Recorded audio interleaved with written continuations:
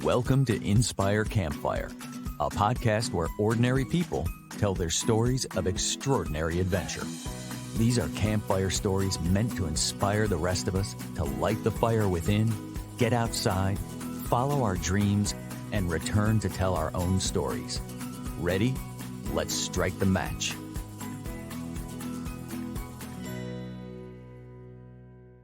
Welcome to the show. I'm your host, Scott Wurtzbacher, and today I want you to imagine yourself experiencing a shipwreck and becoming a castaway.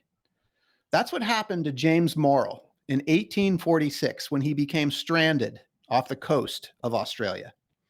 Morrill was discovered by an Aboriginal clan who cared for him and with whom he lived for 17 years before finally returning to his European society. Today's guest went beyond imagination by taking a 2-month survival adventure in a dugout canoe along the Great Barrier Reef to see if he could actually experience what Morrill had been through. Outback Mike Atkinson from the east coast of Australia is with us today. He is an adventurer like no other, and this experience is only one of many for him. Mike was recently a cast member on the survival reality show Alone Australia.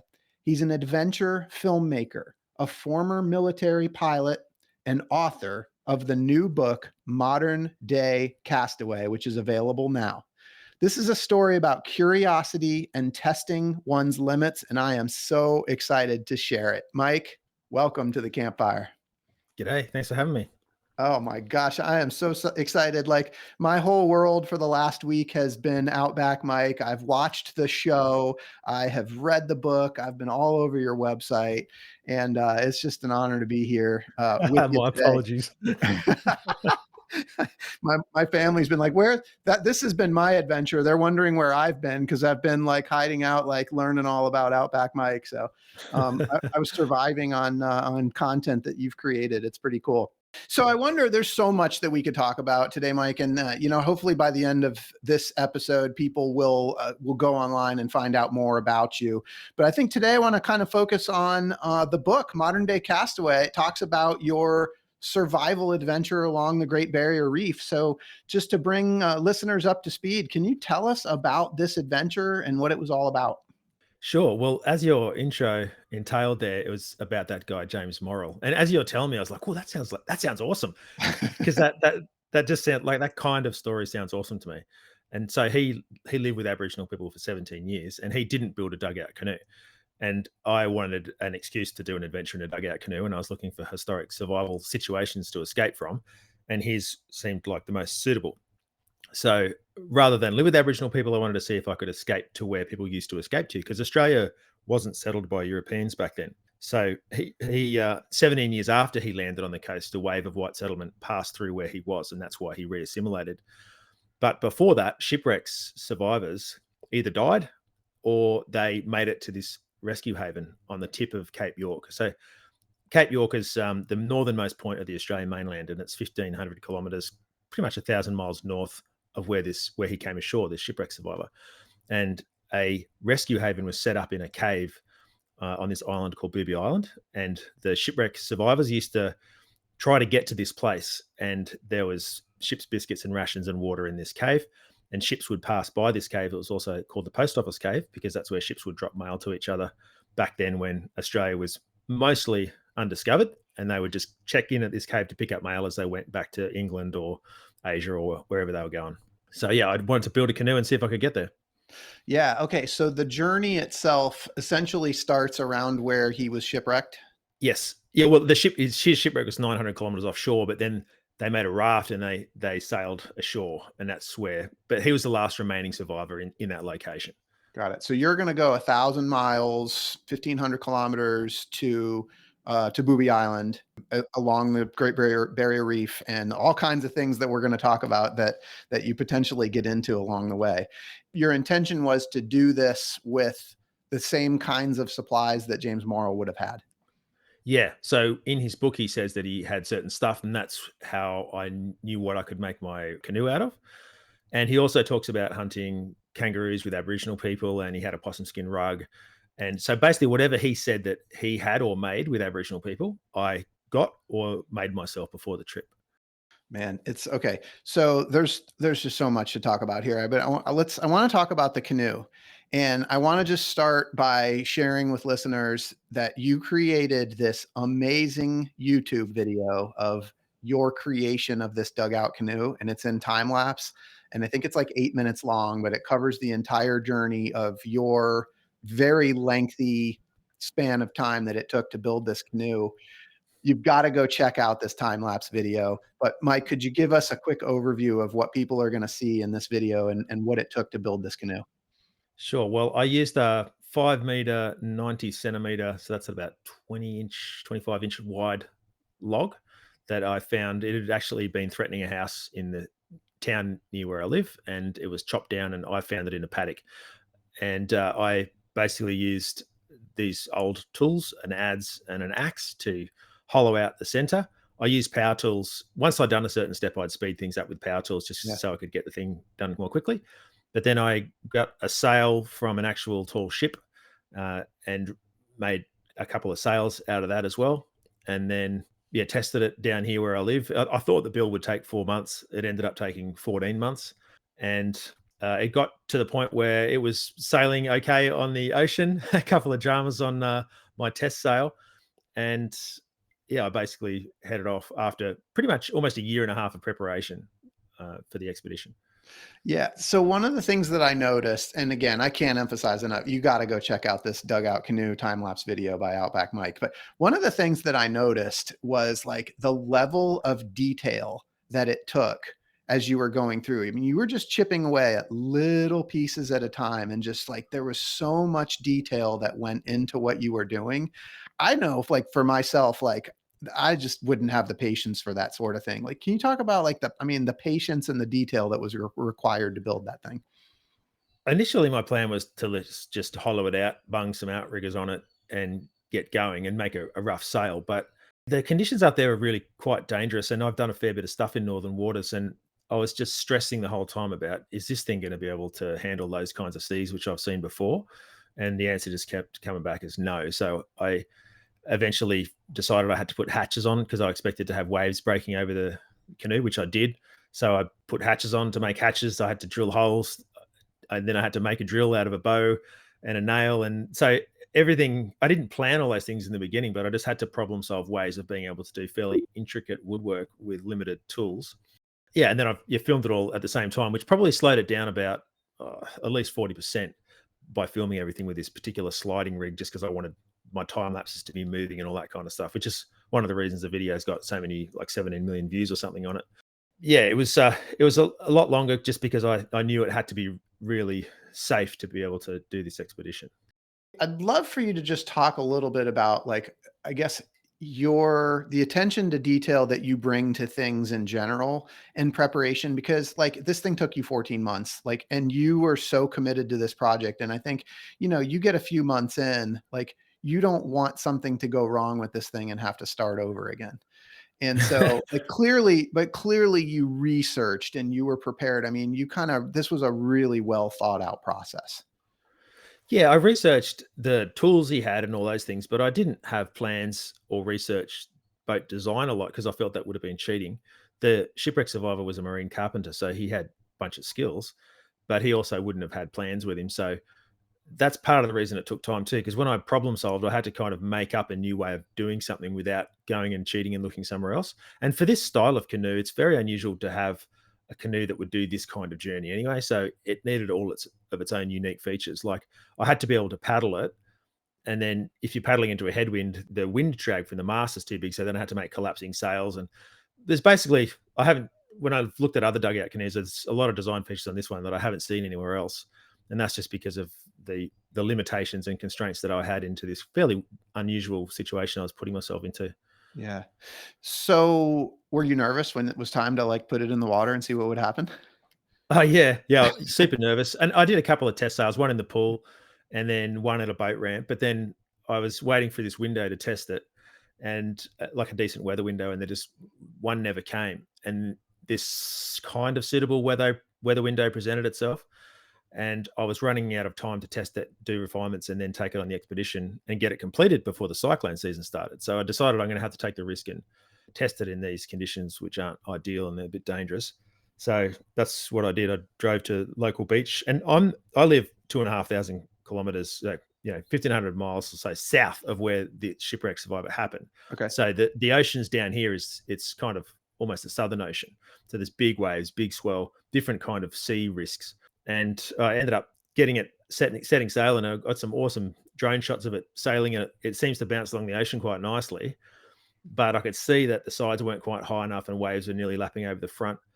And I ended up committing and going for this big test sail. So exiting this sheltered bay and heading out into the ocean. And straight away when I got out there, I was like, oh, the outriggers the arms feel too flimsy.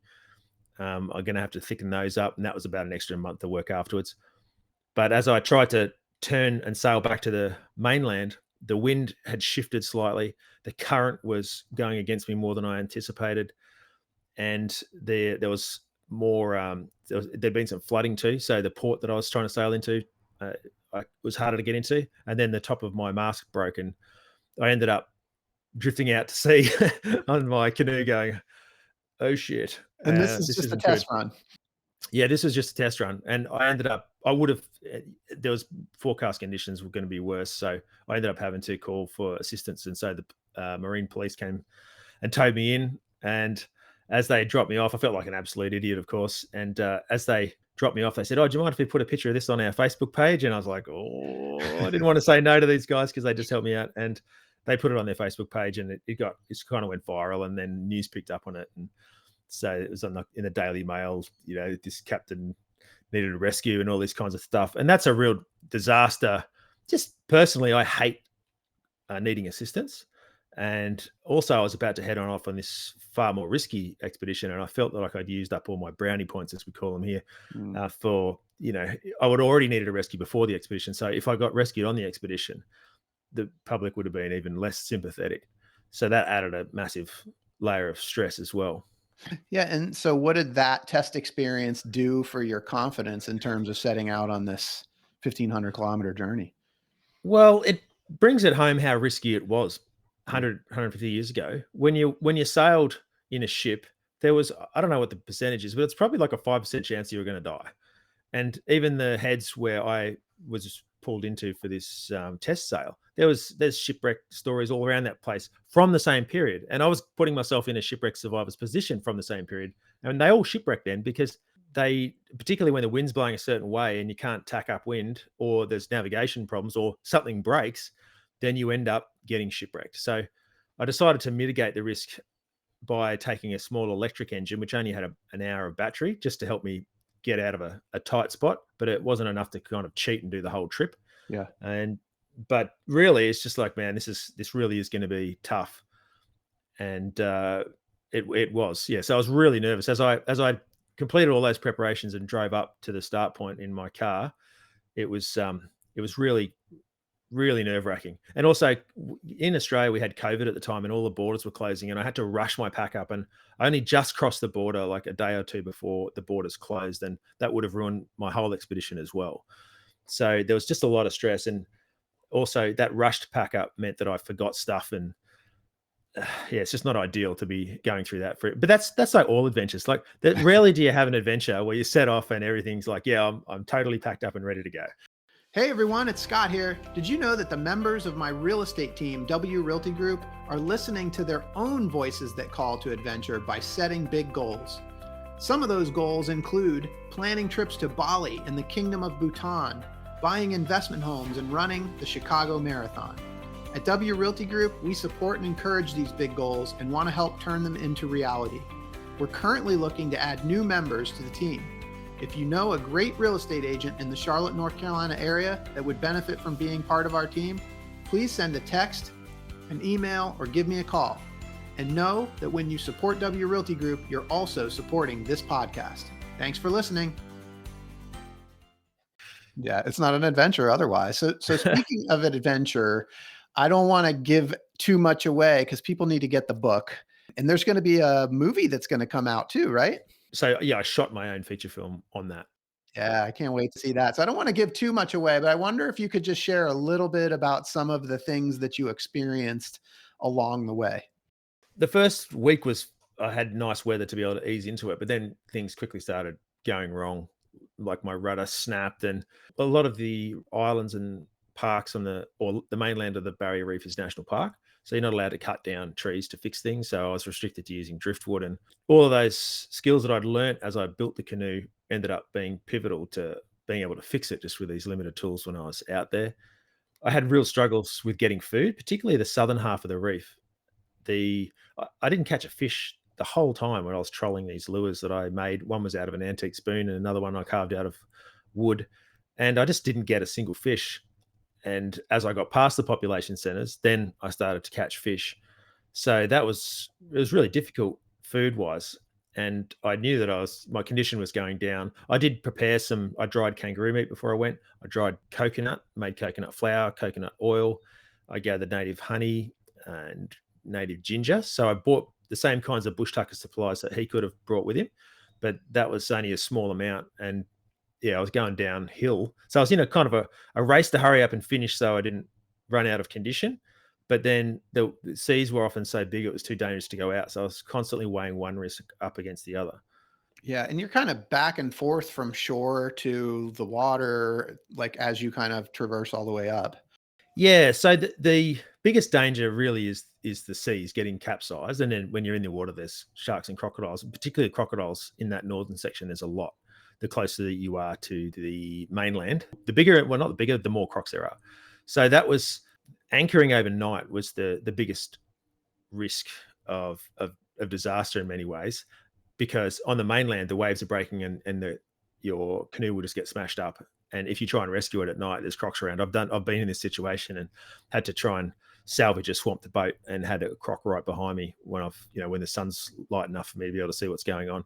So most of the time, or three-quarters of the time, I would anchor behind reefs or islands. So that would mean I'd be probably 5 to 10 miles offshore, but then in the lee of an island. It's still quite hairy because the waves would wrap around, but that was the safest spot for me to anchor and stay the night. And I would sleep on the canoe most of the time because it took a lot of effort to transfer stuff ashore. And then if the seas or the wind switched and my waves and my canoe started getting bashed up, I would have to swim out at night. So I'm better off being on the vessel than being on the shore. And so that presented its own problems because I'm sleeping in a hammock inside this hollowed out log, and there was crocs around as well. So I'd made these hatches. That was another reason I made the hatches. Wasn't just for the ocean; it was to keep the crocs out at night. So yeah, if a croc did climb on board, which they didn't in the end, but I did camp when there was crocs around. Their body weight would have held the hatches closed, and then I could slide a knife up through the gaps to get them off. That was the plan anyway. And that's one of the things I like about adventures, because you come up with these fairly unusual ways of being able to deal with the risk, and no one is going to tell you it's a good idea, but you kind of go, well, I think it's a good idea, and I have confidence in my, like, okay, from the age of a little kid, like I was given a lot of freedom to do my own things and make risky things, and so I learned to trust my own intuition about what's safe and what wasn't. And yeah, the croc hatch idea was another one of those that I felt confident that it would work. It just kind of looks a bit Rambo, but I do think it's a fairly solid plan considering all of the other risks that I had to weigh up at the time. Yeah. So, I started the intro and asked everybody to imagine themselves, right? And the thing about this is that you are somebody, like, most people really truly can't imagine. This is like movie stuff, right? But you have developed this ability over time through experience and through learning. And I'm just curious if you could share with us a little bit about sort of that upbringing and how you developed this adventure spirit, and how you were able to kind of level it up over time to the point that you're able to go do a survivalist expedition in the Great Barrier Reef. Sure. Well, I think some of the attraction to the adventure had something to do with where I grew up. It was in a city, Canberra, which is our capital city of Australia, but it had a view out over the mountains. And I think that looking at a horizon and wondering what was on the other side really had something to do with it. And I read a book recently by another adventure author, and he sounded like he lived on the same street in the same city as I did. And he said that affected him the same way. Nice. And I also had an access to an area where I could use bows and arrows and we could hunt rabbits out the back of our house, even though it was in a city. There was a lot of bushland. So yeah, that experimentation process was important, and having the freedom. We used to make exploding arrows and do a lot of things with gunpowder and stuff. And Mum just never balked at that, and most other parents did, and that was important. But also, we used to go fishing a lot. My dad used to take me fishing, and then my mate. Another factor in this is my mate just across the road. I just happened to have this other guy, and we were just into the same stuff. And now, as a later in life, I realized there's not many people that are into this quirky kind of stuff like we are. And so we would just do all these crazy things. So we started going on bigger adventures. We'd go overnight hiking just when I was 13, and we did my first expedition skiing about 220 kilometers from our highest peak in Australia back to our house in Canberra. And so that they were pivotal in letting me see what an adventure was like from start to finish. So that particular adventure was about 10 days. And I went through the full range of emotions, from wishing I'd never thought of the idea because it was so difficult in the beginning, to kind of getting to the point in the middle where this is okay. And at the end thinking, wow, that was the best thing I've done. And particularly when you reflect on it later. So that process got me hooked on the idea of doing an adventure. It's such a rewarding thing to do that I don't want to have a life where I don't do those adventures. When did the survival skills piece come in for you? I mean, Mike, you are clearly a master of survival in very harsh conditions. I'm just curious, like, when that started to develop for you. Well, I mean, I don't feel like I'm a master if at all, because I compare where I'm at to people, well, Aboriginal people, for example, and they really are the true masters in Australia. So all I do is try and learn as much as I can about the kinds of things that they used to know about. But there was this TV show when I was a kid called The Bush Tucker Man, and it was about this guy in the army, and he used to go around gathering bush food, and he'd analyze it back in the lab, and he did stuff with Aboriginal people. So that was one of the major factors watching this show, going, I want to do something like that. And that was on TV. So I thought, okay, having an adventure filmed is a way to be able to make a living out of this. And the other thing that I saw was Top Gun when I was same age. And I was like, I don't do that too. So I've sort of had these dual goals, one of being a fighter pilot and the other one of making adventure films. And so I decided to pursue the flying one first because it's a young man's game. And yeah, so I applied for the Air Force, didn't get in. It's a bit of a long story, but I tried many times to get in to the Air Force as a pilot, and I just didn't pass the tests. And then I managed to get into the Army as a helicopter pilot, which then allowed me a chance to get onto all these military courses, survival courses, and gain a lot of experience. And I was living in Northern Australia, and I was using that experience I got on survival courses and doing my own expeditions outside of work, like in small boats, or I did snow survival, skied solo across Iceland. So I was practicing all those skills outside of work as well. And then I ended up getting in and transferring to the Air Force and doing a bunch of different things in my flying career. But all the way through, I was learning skills. But the other thing about being a pilot is it's all about, well, one of the important aspects of being a pilot is being able to deal with emergency situations. Mm-hmm. And they have a very set method of doing that. You have a checklist. You have what's called boldface, which is items that have to be committed to memory. Later on, further down the checklist, there's items where you can pull the checklist out and run through a bunch of procedures. But it's about having procedures to deal with an emergency. But then it's also about how to make sure you're focusing your mind well in a very, very difficult situation. And another very important factor is visualizing your entire mission before you do the mission. So it's called chair flying. So you sit in the chair, you pretend it's a cockpit. And, for emergency handling, for example, you would practice all of the words that you would say and the way your hand would move to a handle and turn the switch. And you would be able to tell whether you had done a good job of the emergency handling just by sitting in a chair at home in reference to your checklist. So I can apply that to the adventures that I do, in that I think through every single thing that can go wrong. And then I think what my response is going to be. And I visualize that whole response. And then I realize, at no stage during that response did I do this. And that's really critical. Okay, I need to redo my checklist and put that at the beginning. And then as a filmmaker, I realized I'd go through that sequence and realize at no stage did I turn a camera on during this emergency sequence. Okay, my first action needs to be make sure I've got the cameras placed well, and then hit record, and then do this action, and then that action. So when things have been going wrong, and on my feature film that I shot in the Kimberley, I had those things in place through visualization beforehand and was able to capture those things going wrong. And that's one of the reasons on the Great Barrier Reef that I managed to capture things going wrong due to that visualization. So the camera was already there and I'd already known that, oh, I've got the fish. Okay, turn the camera on. They kind of sound a little bit basic. It just improves your performance and you're able to do a better job of surviving and capturing it on film. It makes total sense. I mean, all of your training and all of your experiences have all sort of come together, and you've like this particular adventure was just one example of basically like taking all of those skills and bringing them together. I think one thing that's really I find really interesting, I know for me, nowhere near the level that you're at, but I love to get out into nature. I love like camping and just being in nature. Like for me, it's so much of it is just like that connection with nature and just being out in the wild and just experiencing that. But one thing that I noticed, like this particular adventure was inspired by James Morrill, who was shipwrecked in the area. You did another adventure in the Kimberley, and I think you called it Surviving the Outback, but that was based on two downed aviators that had to survive in that area. And I also know that you have spoken a lot about the Aboriginal people. It just seems you have this deep connection to the people, the history, and sort of preserving that tradition. And I'm just curious if you could kind of talk about your sort of connection to that, to the people.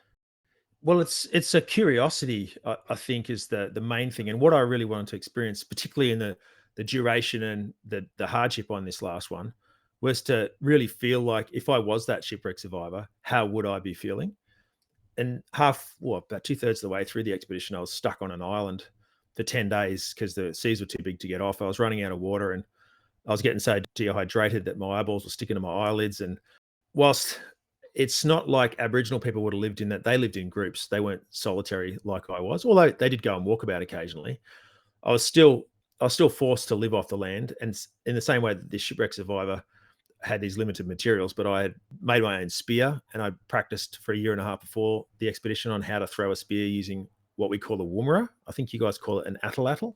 It's an extension spear thrower, and I was able to, by this stage, get a single mullet that I'd aimed at from 20 yards away and nail it through the head. Now, they weren't all headshots, believe me, and I missed plenty.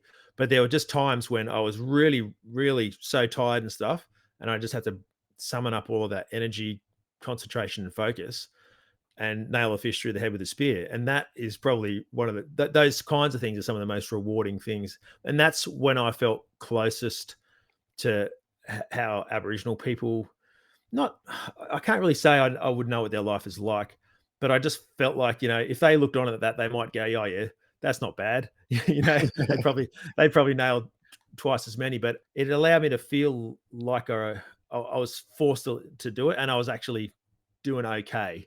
No, I wasn't nailing it, but I certainly felt immersed in that situation. And the longer you do something like that, the more reward you get out of it because your mind is in that place for a lot longer. And there was another shipwreck survivor who was looked after by Aboriginal people up there as well. And there was another island further north where I was going through similar tribulations, and I could see on the mainland the headland where he'd come ashore as well. And he'd fully assimilated into Aboriginal society, and he got all the scars to prove it, literally the ceremonial scars. And he had like a scar, one scar on his right arm for every man that he killed in battle, and he had at least 4 in the black and white photo that I could see of him. And what those people describe, those shipwrecks survivors describe, is a really fulfilling, interesting life that they were living with Aboriginal people. Kathleen Cook said Aboriginal people were happier than we Europeans. Some very famous authors of history have postured that foragers were happier than the peasants and office clerks that followed because life was just so in your face. Like, with office jobs in agriculture, you're forced to do a monotonous task for a long time and often just eat fairly bland food. It's not quite so much like that now, but we're all like driving to work through traffic, and a lot of us aren't really loving life. But back then, as Cook said, they were happier than we Europeans. And that's because they're living in that environment that humans evolved in. You have that challenge of spearing the fish. You're surrounded by your family all the time. People are forced to sit around the campfire and dance, and that they are really connected with nature. They know what's going on. They know to move from this place to this place when they see this flower bloom, because that way they know that turtle eggs will be ready to capture, to grab. And so they're moving around, their diet's changing, life's this nomadic lifestyle is actually a fairly fulfilling one, really. And that's why a lot of people that have a lot of money travel the world, right? So there's a lot of things to that are of benefit in that culture. And I just got to have a little glimpse of it, I guess, in the way that I lived. And I would also visit Aboriginal people and elders and get information from them on this journey. And they would help me. Sometimes I'd go to the bush tucker with them, but they'd explain those things about how they would manage the land and that stuff. So yeah, the other really difficult side of it is, Australia was effectively invaded. If you look up the definition of invasion, that's really what happened. And there was a lot of massacres of Aboriginal people, and they were removed off their land. And that's really distressing, particularly when you're hearing about it from a descendant of one of those people. And she's talking about how 800 of her tribe was massacred in this one valley that we're looking at. And so I equated that risk to how they must have felt about their own loved ones dying, to me, communicating to my mum via a little satellite messenger that she could tell that things were going bad at times just by the positioning of the dots and the fact that I was setting off more location pings than normal. Yeah. And whilst my situation is totally different and a lot better than theirs, somehow those two issues of safety ended up intertwining in my brain, and I got very emotional about what happened to Aboriginal people. I think because my own life was at risk, and it's easier to empathize with somebody else when your own life is at risk. You just used the word that's been like simmering in the back of my head the whole time you were talking, and that is empathy. Because I'm listening to you talk about like really being kind of, I don't know if inspired is the right word, but these aviators that were down, James Morrill, the Aboriginal people, like I'm getting this sense that it is kind of nearly impossible to feel what those people felt without actually literally stepping into their shoes. Yeah. It Yeah. seems like that's kind of what you set out to do here, was like, it's almost like a journey to experience empathy. Yeah, it really is. And the other side of that is you don't have to be doing a historical thing to get those benefits from an adventure. Just the very fact of being on an adventure by yourself for an extended period of time, you end up just by circumstance and bad luck being in situations where you get really worried, really scared, and then really happy at the same time. And so when I caught my first fish, I was literally crying with laughter, and that was something I'd never experienced in my life. And without going on an adventure, I reckon I would have gone through life never having felt that. So, whether you're climbing mountains or whatever ventures people do, the harder they are, the more rewarding they are. Yeah, I love that you just brought up emotion. And I actually was going to save that question for later, but this is a good time. Like I did want to ask you how you experienced emotion on this adventure, because there was a part in the book that I also want to address where you recognize that there's a time and a place where sometimes you just have to push thoughts out of your head. And we talk about mental toughness, and I want to go there too. But let's go ahead and talk about emotion. Like, how did emotion show up for you on this adventure? Well, I became more emotional, particularly in the last quarter of the trip, where the dangers were increasing and I had to commit to bigger seas. There was more crocs around that was kind of pushing me out of the places where I was trying to camp or anchor. So I became more emotional, and that's where, at the start of the trip, I've come out of normal society, and you have filters and guards up and stuff when you're filming, and it'd be great if if humans didn't have that, but you naturally do. But by the end of it, your guard is down, and so I was tearing up a fair bit on camera, and with other people, even when I'm chatting to elders and they're talking about the horrible things that have happened, I just can't help but cry. And when I'm with them, I don't feel like that they've experienced a far greater pain than I have, and they can just see that, oh yeah, he's experiencing a little bit of what we felt. Yeah. um, yeah, I just became more emotional, and that lasted for about a year afterwards. So even when I went on Alone Australia, that TV show, I was still not, I wouldn't say recovering from it. Is that not the right words? Because it's a good thing to be going through that raw emotional state. But I was still coming to terms with it, what it means. Am I hearing you say that this adventure actually helped you kind of like develop and more fully experience your emotions? Well, it just forced them to be on steroids. Those emotions were like, you know, 3 or 4 times higher than anything else I'd experienced. Yeah, the nature of it just made the emotions stronger. But I think I've chatted to a mate of mine. He's a ex-police, and I was talking about I was tearing up, like fairly regularly about stuff. And he said that that's what happens to police and ambos. That and so there is, I don't know, haven't had this diagnosed or anything, but perhaps that getting those emotions out is a bit of a mitigation to PTSD and those kinds of Mm. post-traumatic stress disorder syndromes that can happen to you when you've been through stressful stuff. I don't really know because whilst I was in the military and I was on warlike service, I'd never experienced those things in the military. But other people in the military have been through a lot worse things than I've been through. So I haven't had that personal experience of PTSD, but certainly I do get my emotions out. Even when I do public speaking, I was doing some book talks a couple of weeks ago. And when I get to that point in my presentation where I'm showing the shot of me crying when I catch a queenfish, or when I cry just because I'm, finishing the trip and looking at myself in the mirror and being so grateful for that I'm safe, I kind of tear up in those situations too, because my brain is just transported back to those same feelings I had at the time. So it brings the same emotion out. Yeah. And it's kind of weird, like you get choked up on stage, but it's good. Like, so when you're talking to kids, for example, they're like, okay, yeah, this guy obviously, it really did affect him because he's a grown man crying up there on the stage. Yeah.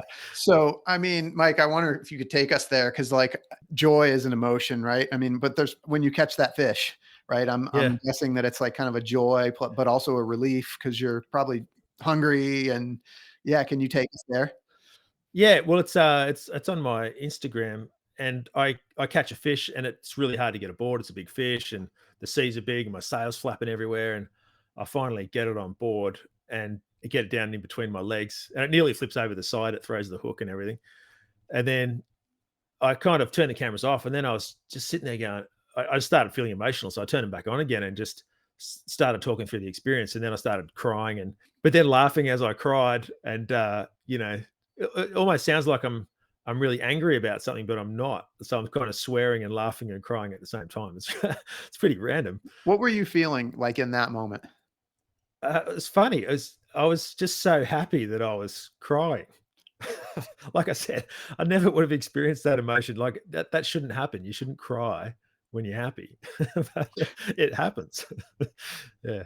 I love this.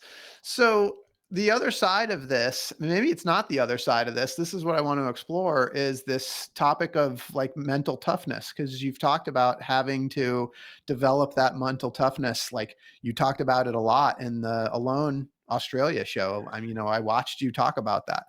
What does mental toughness mean in these survival situations? Really, I think being able to be mentally tough is just being agile enough to be able to keep your brain in a place where it doesn't need to be tough. So if you focus on, wow, I'm cold, hungry, and wet and scared, and you dwell on that, it'll be horrible and you'll spiral downhill mentally. Whereas if you've been cold, wet, hungry, and scared plenty of times before, for starters, it won't take you so much outside your comfort zone. But there's plenty of coping mechanisms that you can use. And the most common one I use is comparing my situation to others. So on all of the things I've done, it's probably nothing worse than what people have been through in particular wars, like World War One in Australia, the Gallipoli, also what Aboriginal people went through in those frontier wars in Australia. So you're like, yeah, this sucks, but at least my family's not dying in the background. At least I've got an EPIRB, like a satellite beacon. Those guys didn't have a satellite beacon, so that someone has always done it worse. So if you think about that, then you go, okay, well, you sort of tell yourself, oh, hard enough, mate, it's not that bad. And then you start thinking about the other things that you need to do. So your brain's not dwelling on it. So you're using mental techniques to stop your brain dwelling on stuff. And then as far as having to have the energy to film at the same time, because you're already tired and all that kind of stuff, that's a full-time job. You really just have to switch off that side of your brain that gives into discomfort. So what I'm hearing you say, like mental toughness is not pushing emotion aside. That's right. Yeah, it's just moving your brain into a place where it doesn't dwell on those bad things in a way. It's kind of like, you don't suck it up and then just keep concentrating how, oh, this sucks, this sucks. You just shift your mind and think about, you just kind of put up with it. And part of the reason I've seen that is I've seen other people in hardship. Like when I was young in the military, I'd be doing some stuff that really sucks. and I'd be like whinging, and I'd see some other person, and I'd be like, that guy's still got a smile on his face. Oh, he's just laughing and joking about something. I'm like, I want to be more like him. So it's looking at other people's examples of them being in hardship and them not being a whinger.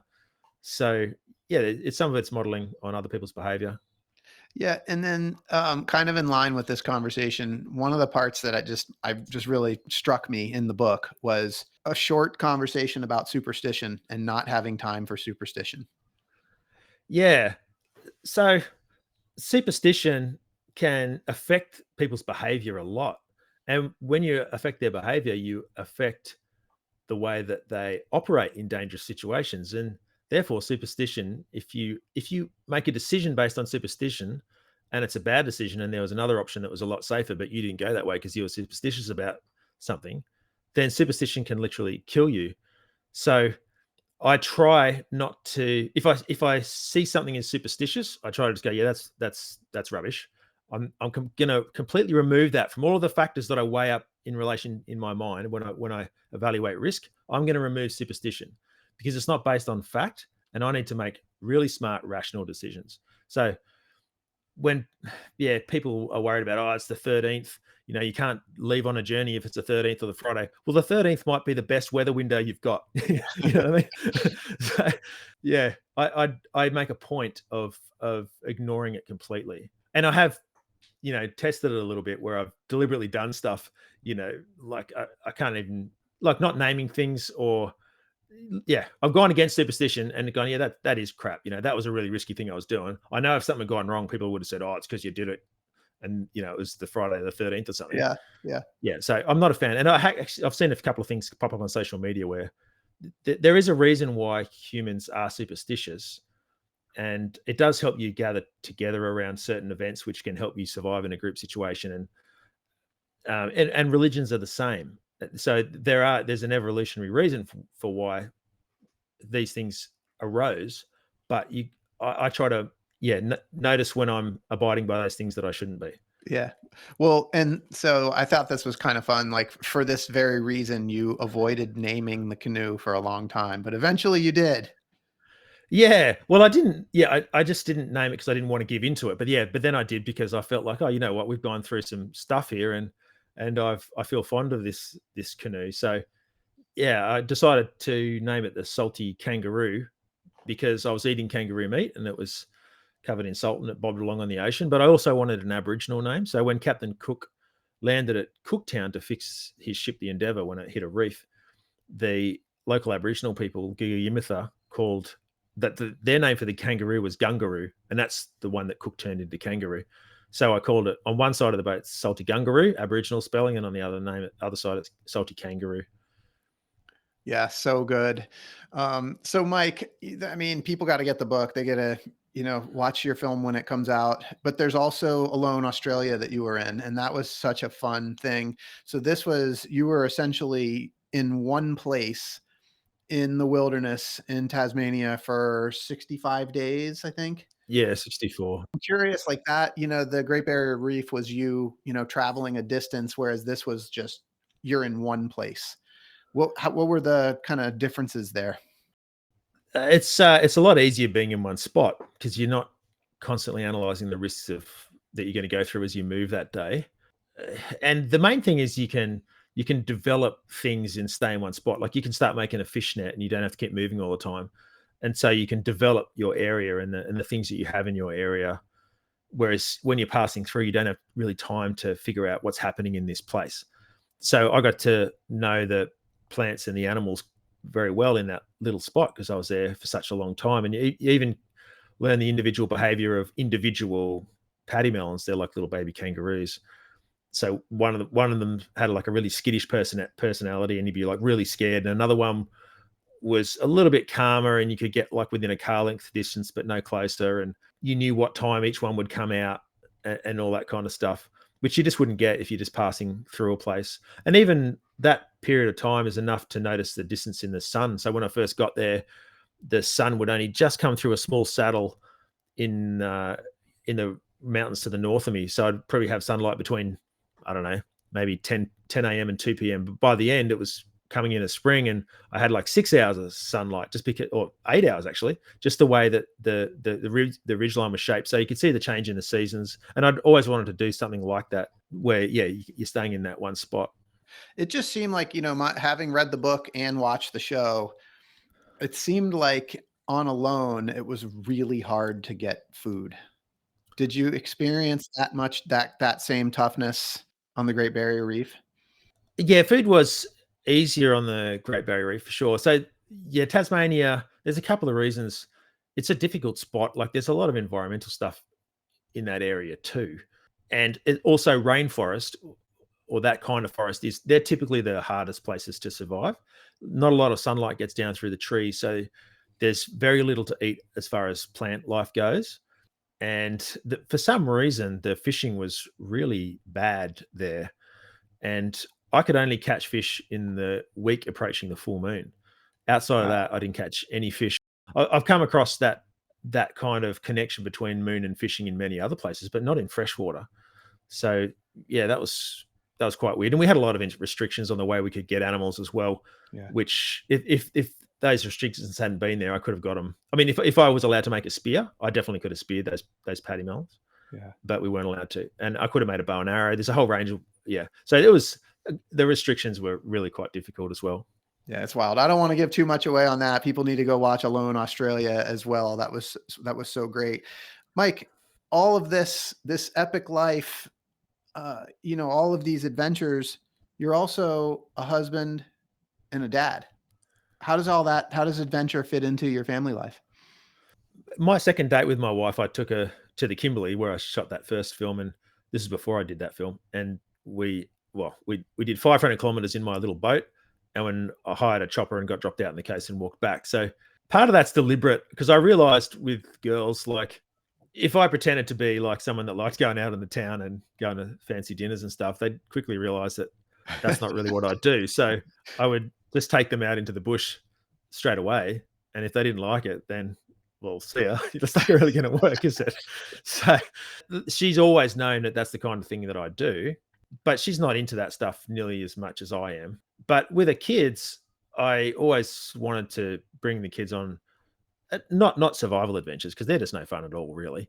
But hikes and fishing trips and boating trips and those kinds of things. I've certainly, at least I try to take the kids on one of those at least once a year.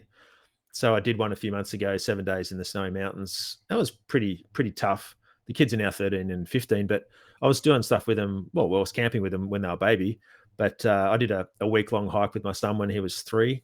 Once again, got flown into a remote place and tried to walk out and just had him on my hip or he was walking on the ground. Wow. But I don't do the whole, like, this sucks, harden up. I go the opposite. I want them to enjoy it. They still have to go through hardship when hardship arises, but I don't seek it out. And I try to make sure there's chocolate and stuff like that. And so they, but chocolate always works.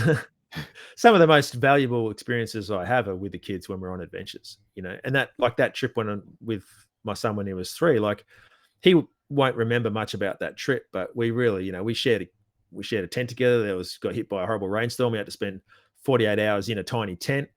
And, we just played and laughed and drew. I brought a texture and we colored in the inside of the tent. Like those kinds of memories. If I hadn't done that, like that would just be a huge thing to have missed as a dad or whatever, parent, whatever. And so, yeah, that same thing where like adventure is, your life's better with adventure by yourself. Life's better with adventures with your kids and your partner too. And so we did a family trek to Nepal. It was like 2 weeks. And whilst that's not my wife's favorite thing, she still really enjoyed that trip. And it was pretty hard at times. Yeah, I totally agree. I mean, adventuring with family that's it for me. I love it. I'm curious though. So Great Barrier Reef was 2 months, Alone was 65 days. What's the dynamic like when you go away on these trips for the family? I mean, I was in the military, mind you. When I got married, I moved to jobs where I wasn't away very much. Yeah. So, but we have had, like, when I worked in Saudi Arabia for 5 years, and I had to go away for 6 months to do the training by myself. So that is a normal thing that, I'll be away for a month or 2 or maybe 3 a year. And that happens probably every year. So that's the kids don't kind of notice it that much, and I can kind of fairly easily slip in and out. It's obviously hard work for my wife because she's working full time and looking after the house and all those kinds of things. So, I very much appreciate that she's happy for me to go and do these things. There's a lot of jobs where people are doing that all the time. Yeah. And that's this job actually means I do that kind of stuff less, but it looks like I'm always off doing something because that's what people see when the content comes out. But most of the time I'm at home and doing school drop off and hanging washing on the line and all that stuff. So doing a lot of housework. So it looks like I'm always away, but I'm not. Absolutely. I love that. And when you do come home, what's that like? Yeah, I mean, we live in a really nice place, not like 800 meters from the beach, and we've got an acre and it looks out over bushland, or farmland, but it's pretty bushy. So yeah, we're very lucky to live. In fact, the reason I chose this place to buy a house was I flew a chopper down the entire east coast of Australia, and this was one of the most beautiful places I saw as I flew the coast, and it's near an Air Force base. So when I got posted to this Air Force base, I'm like, yep, I'm going to buy a house there.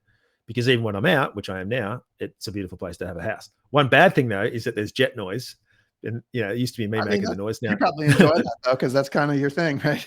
Yeah, unless you're trying to record audio or an audio book. So there's a lot of the time where I'm like, okay, now's not a good day to try and record that. And also airspace wise, I fly drones a lot, and I can only fly it on weekends because the airspace is busy during the week.